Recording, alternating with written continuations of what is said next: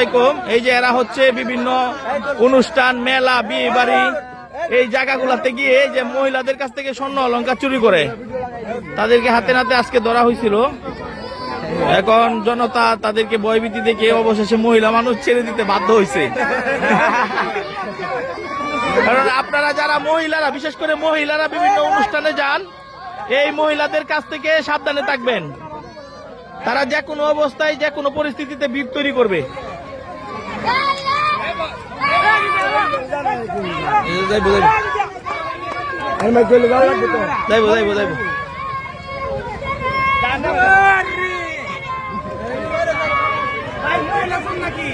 মহিলা চুর, মহিলা চুর এই বীরের মধ্যে গিয়া বিভিন্ন স্বর্ণ অলংকার চুরি করে মানুষের।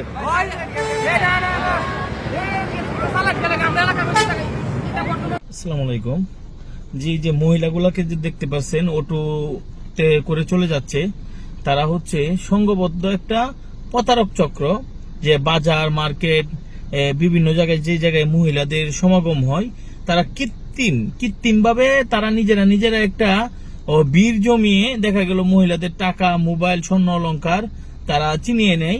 তারা আমাদের রিজিক রেস্টুরেন্টের সামনে তাদের মানে একটু সন্দেহজনক চলাফেরা, তারপর আমাদের স্থানীয় এলাকার লোকজন আমরা কয়েকজন মিলে তাদেরকে একটা স্থানে এসে জিজ্ঞাসাবাদ করি যে আপনারা কেন আসছেন। বলতেছে যে তাদেরকে নাকি আসতেছে কোথায় থেকে, কার কাছে দেখা করতে আইছে, মানে উল্টা পাল্টা এক এক ধরনের কথা বলতেছে। তারপর আমরা যখন জোরালো ভাবে তাদেরকে প্রশ্নের সম্মুখীন করি, তখন তারা স্বীকার করে তারা হচ্ছে ওই যে এরকম প্রতারক চক্র। তারা এই যে সংঘবদ্ধভাবে বীরের মধ্যে মানুষের স্বর্ণ অলংকার চুরি করে। তাৎক্ষণিক কয়েকজন লোকও আসছে যে তাদের এরকম গলার চেন নিয়ে গেছে, একজন মহিলার হাজবেন্ড আসছে, তখন হাতে নাতে তাদেরকে ধরছে।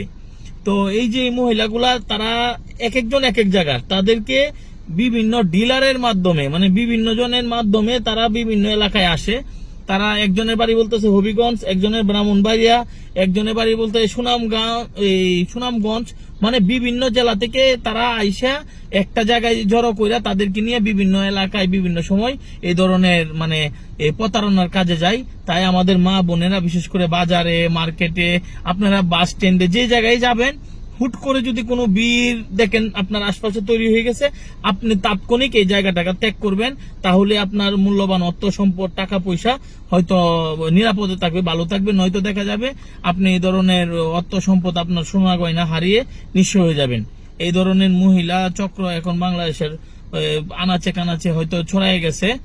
তাদের স্বীকারোক্তিতে তারা বলতেছে তাদের অনেকগুলা টিম এরকম অনেক জায়গায় আছে। সর্বশেষ তাদেরকে আমরা ছাড়তে বাধ্য হই, যে পুলিশ বলতেছে যে কেউ বাদী হয়ে তাদের বিরুদ্ধে মামলা দিতে হইব। অবশেষে কেউ বাদী হইতে চাইতেছে না। তারপর তারা মাপটাপ চাই আমাদের কাছ থেকে বিদায় নিছে। যে আপনারা তো দেখছেনই ভিডিওতে যে ওই তারা অটো যুগে এখান থেকে মুক্তি নিছে। যাক, সকলে সুস্থতা এবং দীর্ঘায়ু কামনা করছি। সকলে সাবধানতা অবলম্বন করবেন। আসসালামু আলাইকুম।